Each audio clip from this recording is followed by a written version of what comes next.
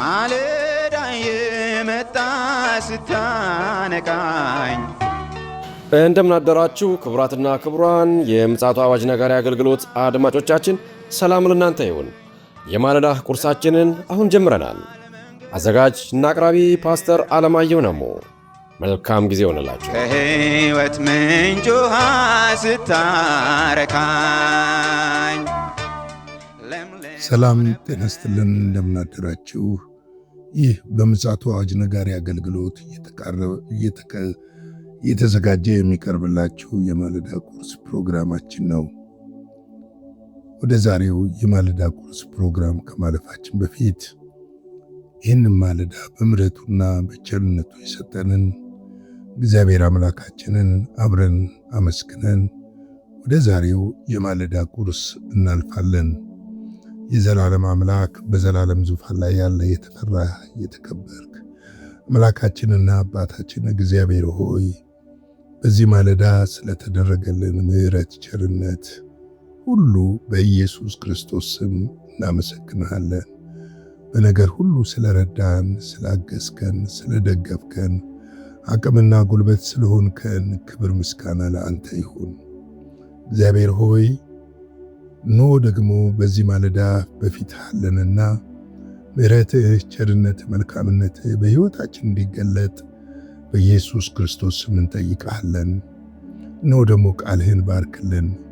ቃልህ በሕይወታችን እንዲሠራ የቃልህ ኃይልና ጉልበት እንዲገለጥ በጸጋና በመንፈስህ እንድታግዘንና እንድታበረታን በዚህ በመጨረሻው ዘመን ሕይወታችን ደግሞ ካንተ ጋር የተጣበቀ እንዲሆን በኢየሱስ ክርስቶስ ስም እንድትረዳን እንጸልያለን። ኖ ስለ ሁሉ ነገር እናመሰግንሃለን። ቃልህ በፊትህ የተባረከ ይሁን። ሁሉ ለስምህ ክብር ይሁን። ስለ ሁሉ ነገር ተመስገን። በኢየሱስ ክርስቶስ ጌታና ጻድቅ ስም አሜን። እንግዲህ እየተመለከትን ያለነው ሁለተኛ ጴጥሮስ መልእክት ምዕራፍ 1 ነው። በትናንትና 2 ቁጥር 8 ነበር የተመለከትነው። እነዚህ ነገሮች ለእናንተ ሆነው ቢበዛ በጌታችን በኢየሱስ ክርስቶስ ዕውቀት ሥራ ፈቶችና ፍሬ ቢሶች እንዳትሆኑ ያደርጋችኋል ይላል። እንግዲህ ይሄ ነገር ፍሬ ቢሶች የሚለው ከምን ተነስቶ ነው የሚለውን ነገር ትናንትና ለማየት ሞክረናል። ለእኛ የተደረገው ነገር እኛ ፍሬያማ እንድንሆን ነው። ጌታ ኢየሱስ የጠራን ፍሬ አልባ ከነበርንበት ከጨለማው አገዛዝ ወደ ብርሃን መተን የፍሬ ልጆች እንድንሆንና ፍሬ እንድናፈራ ፍሬያችንም እንዲኖርልን የተጠራንና የተመረጥን እንደሆን መጽሐፍ ይነግረናል። ይኸውም ደግሞ ፍቅርን በመጨመር በወንድማማች እርስ በራስ መዋደድ እየጠነከርንና እግዚአብሔር አምላካችንን በሕይወታችን እርሱን እየመሰልን እንድንኖር በእውቀት ደግሞ ክርስቶስ ኢየሱስን በማስቀደም የበለጠ በሕይወታችን እንዲገለጥ ለማድረግ እንድንችል እንደሚረዳን መጽሐፍ ቅዱስ አጥብቆ ይነግረናል።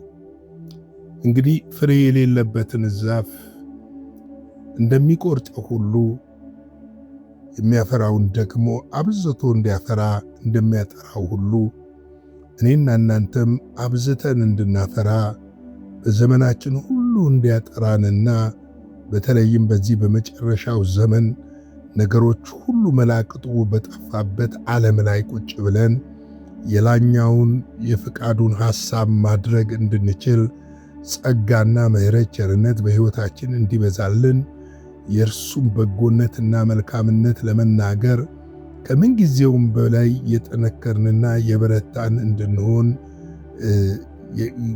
የበረታን እንድንሆን ያስፈልጋል እላለሁ። እንግዲህ ያደርጋችኋልና ነው የሚለው። ምን ፍሬ ቢሶች እንዳንሆን የሚያደርገን የእርሱ ጸጋ ተሰጥቶናል። መንፈሱ ከኛ ጋር አለ። እግዚአብሔርን ለመምሰል የሚሆን ነገር ተሰጥቶናል።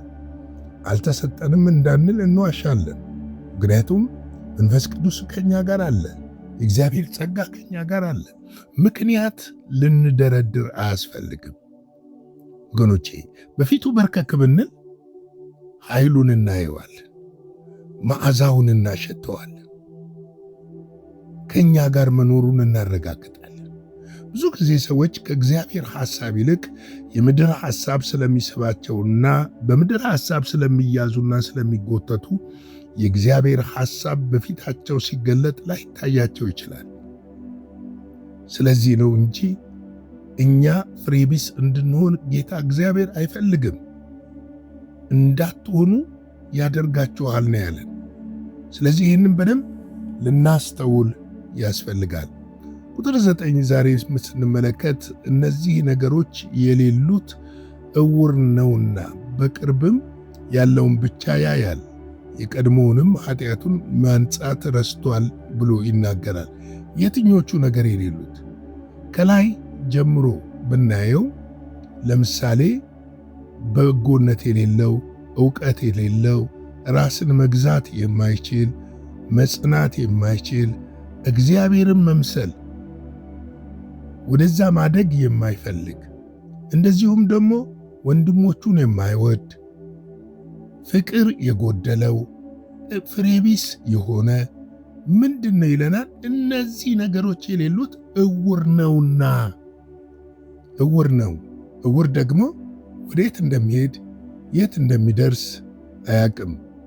ለዚህ ነው ጌታ ኢየሱስ ዕውርን ቢመራው ተያይዞ ወደ ገደል ነው ያለው። ስለዚህ ነው መንፈሳዊ ዕውርነት ያወጣን፣ የእርሱን መልክ የገለጠልን፣ የልጁን ኃይል በእኛ ውስጥ እንዲሆን የፈቀደልን። ከዚህ ዕውርነት ወጥተን በእግዚአብሔር መንግሥት ውስጥ ባለ ድርሻዎች እንድንሆን የተደረግ ነው። የቀድሞ ኃጢአቱን ማንጻት ረስቷል ይላል። ተመልከቱ። ብዙ ጊዜ ወደ ኋላ የሚመለሱ ሰዎችን እስቲ ልብ ብላችሁ ተመለከቷቸው። እነዚህ ሰዎች መጀመሪያውንም ከመምጣታቸው በፊት ያልተዉት ከእነርሱ ጋር አብሮ የመጣ በእግዚአብሔር ቃል ያልተገረዘ ያልተቆረጠ ማንነት አላቸው። ስለዚህ እነዚህ ሰዎች ያ ኃጢአታቸው የሚገለጠው ምቹ ጊዜ ጠብቆ ይገለጣል። አንዳንዱ በልጅነቱ ማድረግ የፈለገውን በወጣትነቱ ማድረግ የፈለገውን ነገር ስለሌለው ስላላደረገ፣ ነገር ግን ወደ እግዚአብሔር መጥቶ በክርስቶስ ኢየሱስ ድኑ እግዚአብሔር በክርስቶስ ኢየሱስ ሲባርከውና ነገሮችን ሲያመቻችለት ያንን ሲያደርግ ታገኙታላችሁ። ውሻ ወደ ትፋቱ እንደሚመለስ ማለት ነው። ለዚህ ነው አንደኛ ዮሐንስ 2:11 ላይ ወንድሙን የሚጠላ ግን በጨለማ አለ ይላል። በጨለማ ይመላለሳል፣ የሚሄድበትንም አያውቅም፣ ጨለማው ዓይኖቹን አሳውሮታል ይላል። ሰዎች ከብርሃን ሲወጡ በጨለማ ነው የሚሄዱት። በጨለማ የሚሄድ ሰው በትንሽ በትልቁ ስለሚደነግጥ ጨዋሂ ነው የሚሆነው። በጩኸት ብዛት ለመሰማት ይሞክራል። ለምሳሌ በጨለማ የሆነ ነገር ቢያስደነግጣችሁ የመጀመሪያ የምታደርጉት ጩኸት ነው፣ ሰዎች እንዲደርሱላችሁ። ስለዚህ በጨለማ የሚሄዱ አገልጋዮች በብርሃን የሚመስሉ ግን ብርሃን በእነሱ ዘንድ የሌለ በጩኸት ሕዝቡን ለማሳመን ይሞክራሉ። የሚጮሁት ጨለማ ውስጥ ስላሉ ነው። የሚጮሁት በጨለማ ሆነው እንዲሰሙ ለማድረግ ነው። ስለዚህ ነው ጨለማ አለ። በጨለማ የሚመላለስ የሚሄድበትን ምን አያረግም፣ አያውቅም። ጨለማ ዓይኖቹ ምን አድርጎታል? አሳውሯቸዋል። ክፉ ነው። የዚህ ዓለም ገዢ ክፉ ነው፣ ያሳውራል። አንዳንዶች በገንዘብ ታውረዋል፣ አንዳንዶች በክብር ታውረዋል፣ አንዳንዶች በዝና ታውረዋል። ዕውርነታቸውን ግን አያውቁም። ከእግዚአብሔር ጋር ያሉ ይመስላሉ። ለዚህ ነው ኢሳይያስ ላይ ሄዳችሁ ጌታ ጌታ ሆይ የሚለኝ የእኔም ፍቃድ የማያደርግ ነው የሚለው። እግዚአብሔርን ፍቃድ የማያደርግ ግን እግዚአብሔር የሚል እግዚአብሔርን ፍቃድ የማያደርግ የኔ ሊሆን አይችልም ብሎ ነው የሚነግረን። እግዚአብሔር ሊሆን አይችልም። ስለዚህ ጨለማው ዓይናቸው ምናምን ጎድታል፣ አሳውሮታል። ለዚህ ነው ዓለም እንኳን እንዲህ በተተራመሰበት ሰዓት፣ ወደ ጥፋት እያመራች ባለችበት ሰዓት ሕዝብን ለማዘጋጀት የተሰጣቸውን የወንጌል አደራ ረስተው እነርሱ በምድራዊ ነገር ታንቀው ምድራዊ ነገር አንቋቸው ሁሌ ሃሌሉያ፣ ሁሌ ዝማሬ፣ ነገር ግን ዓለም ወዴት እየሄደ እንደሆነ መናገር የማይችሉት በጨለማ ያለው ሰው አይታየውም። በዚህ ዓለም የሚሆነው ነገር ሊታያቸው አይችልም። በብርሃን ስትሆኑ ነው የሚታያችሁ። ዓለም እየሄደበት ያለው ነገር የሚገለጥላችሁ የብርሃን ልጆች ስትሆኑ ነው። የብርሃን ልጆች የተሰወረውን በጨለማ ውስጥ እንኳን የተሰወረውን ነገር የማየት ስልጣን አላቸው። የማየት አቅምና ጉልበት አላቸው። ማየት አይችሉም። ዛሬም ሕዝቡን ያታልሉታል። ትሻገራለህ፣ ትወርሳለህ፣ ምን ትሆናለህ ይላል። እግዚአብሔር ካሻገረን ክርስቶስን በሰጠን ጊዜ ለአንዴና ለዘላለም አሻግሮናል። ለዘላለም ነው ያሻገረን። ሁለተኛ መሻገር የለም። መሻገሪያችን የሆነው ክርስቶስ ኢየሱስ ነው። ከጨለማ ወደ ብርሃን ተሻግረናል። ከሞት ወደ ሕይወት ተሻግረናል። ከኃጢአት ወደ ጽድቅ ተሻግረናል። ሌላ መሻገር ከየት ነው የምናመጣው? ምድራዊ ነገሮች የሚከተሉን ናቸው። እርሱም በቅንነት፣ በታማኝነት፣ በእውነት፣ በጽድቅ ስናመልከው እየተከተሉን እየተጨመሩ በሕይወታችን እየበዙና እየሰፉ ይሄዳሉ እንጂ አሁን ተሻገራለ የምትለው የትኛውም ዮርዳኖስ በፊታችን የለም። ያለው የኢየሱስ ክርስቶስ ዳግም ምጽአት ብቻ ነው። ይመጣል፣ እንደተናገረው ይመጣል፣ እንዳለው ይመጣል። ስለዚህ የቀድሞ ኃጢአታቸውን ማንጻት ረስቷል ይላል። ስለዚህ ነው ኤፌሶን 5:25-26 ላይ ምን ይላል? እንደዚህ ይላል፣ ባሎች ሆይ ክርስቶስ ደግሞ ቤተ ክርስቲያንን እንደወደደ ሚስቶቻችሁ ውደዱ፣ በውሃ መታጠብና ከቃሉ ጋር አንጽቶ እንደቀደሳት ስለ እርሷ ራሱን አሳልፎ ሰጠ ይላል። እንግዲህ ራሳችንን በክርስቶስ ኢየሱስ ልንቀድስ፣ ራሳችንን በክርስቶስ ኢየሱስ ልናነጻ ያስፈልጋል። ስለዚህ መጽሐፍ ቅዱስ የሚነግረን እውነት ነው። ማቴዎስ 1:21 ላይ ልጅም ተወልዶላቸዋል፣ እርሱ ሕዝቡን ከኃጢአታቸው ያድናቸዋል፣ ስሙንም ኢየሱስ ትለዋለሃል። ከኃጢአት ሁሉ ለማዳን በደላችንን ሁሉ ለማጠብና ለማንጻት የፍቅር ልጆች እንድንሆንና እግዚአብሔርን እየመሰልን እንድንኖር በክርስቶስ ኢየሱስ ለዘላለም መመረጣችንን መዘንጋት የለብንም። እንግዲህ ለዛሬ ይህንን ካልኩ ይበቃል። ላይክ፣ ሼር፣ ሰብስክራይብ ማድረግ አይረሳ። የጌታ ጸጋ ሰላም ከሁላችን ጋር እንዲሆን እያልኩ አጭር ጸሎት እየጸለየን እንጨርሳለን። የዘላለም አምላክ እግዚአብሔር ሆይ ስለዚህ ማለዳ በክርስቶስ ኢየሱስ ስም እናመሰግንሃለን።